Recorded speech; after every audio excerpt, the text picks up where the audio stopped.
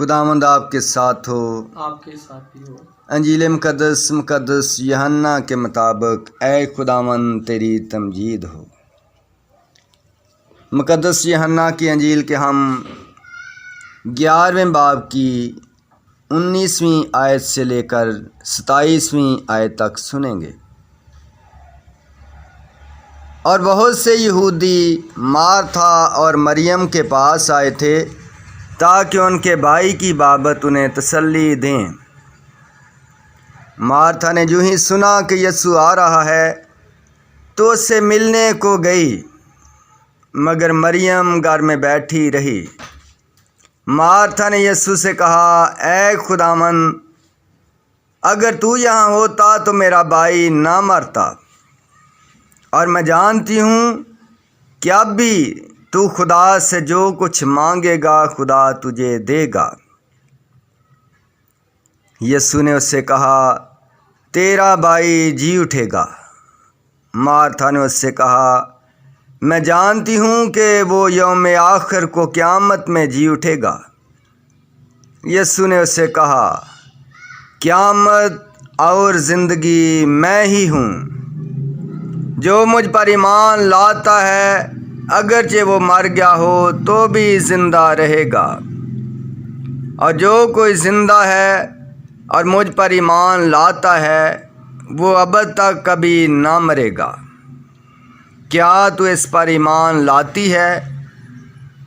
اس نے اس سے کہا، ہاں اے خداوند، میں ایمان لا چکی ہوں کہ تو المسیح ابن خدا ہے جو دنیا میں آنے والا تھا۔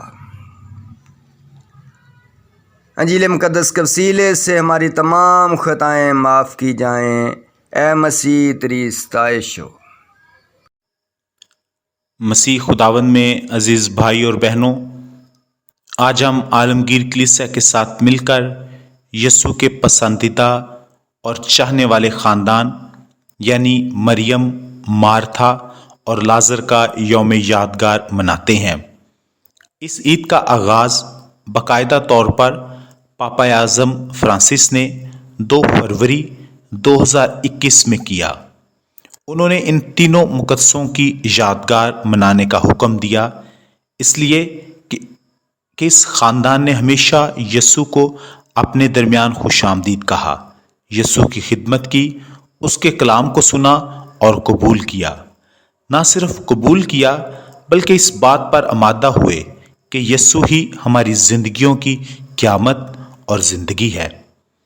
اگرچہ ویٹیکن مجلس دوئم سے پہلے مقدسہ مارتھا کی عید 29 جولائی کو منائی جاتی تھی، لیکن موجودہ پوپ صاحب نے لازر اور مریم کو بھی اس عید میں شامل کیا۔ ان تینوں بہن بھائیوں کا تعلق یہودیہ کے شہر بیتنیہ سے تھا، جو یروشلم سے تقریباً 15 غلوہ کے فاصلے پر تھا۔ عزیزو، جب ہم اناجیل کو پڑھتے ہیں تو ہم دیکھتے ہیں کہ بہت سارے لوگ، خاص طور پر بیمار، گنہگار، پریشان، عصیب زدہ، غریب اور زمانے سے رد کیے ہوئے لوگ ہمیشہ یسوع کے پیچھے رہتے تھے تاکہ یسوع ان کی زندگی میں کوئی معجزہ کرے اور ان کی زندگی بدل جائے۔ لیکن اس خاندان کی جو خوبصورتی ہے کہ انہوں نے نہ صرف یسوع کو اپنے گھر خوش آمدید کہا، بلکہ انہوں نے ہمیشہ یسوع کی باتوں اور اس کے کلام کو سننے میں ترجیح دی، وہ بھی بغیر کسی لالچ، معجزہ یا کوئی ڈیمانڈ کے۔ شاید یہی وہ وجہ تھی جس کی وجہ سے یسوع کو اس گھر سے اتنی محبت اور لگاؤ تھا کہ یسوع لازر کی موت پر آنسو بہاتا ہے، اپنے اذیت سے پہلے اس گھر سے ہو کر یروشلم کی طرف جاتا ہے۔ آج کی پہلی تلاوت میں بھی خدا ارمیا نبی کی معرفت ہمیں سننے کا کہتا ہے کہ جو کوئی خدا کی آواز کو سنتا ہے خدا اسے اپنے فضل اور رحم سے بھر دیتا ہے۔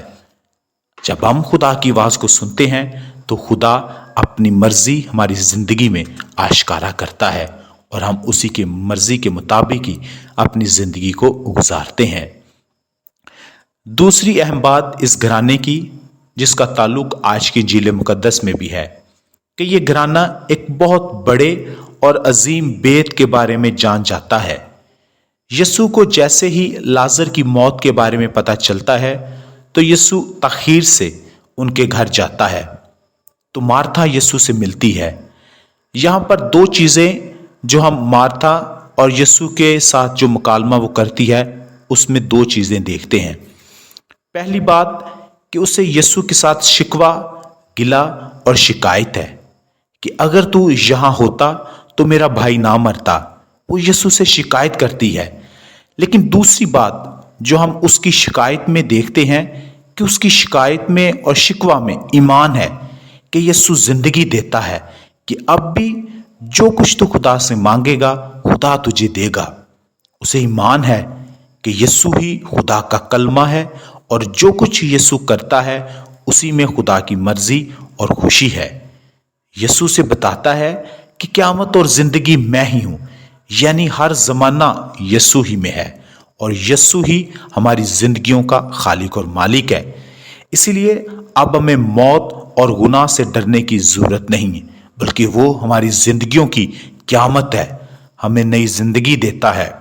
اسی لیے میرے عزیزو آئیں، آج کی جب ہم یہ یوم یادگار مناتے ہیں تو ہم اس خاندان کی طرح اپنا ایمان ہمیشہ یسوع پر رکھیں، اس کی باتوں کو سنیں، تاکہ یسوع جس طرح اس خاندان سے خوش ہوتا ہے یسوع بھی ہماری زندگیوں سے ہمیشہ خوش رہے۔ مسیح ہمارے خداوند کے وسیلہ سے آمین۔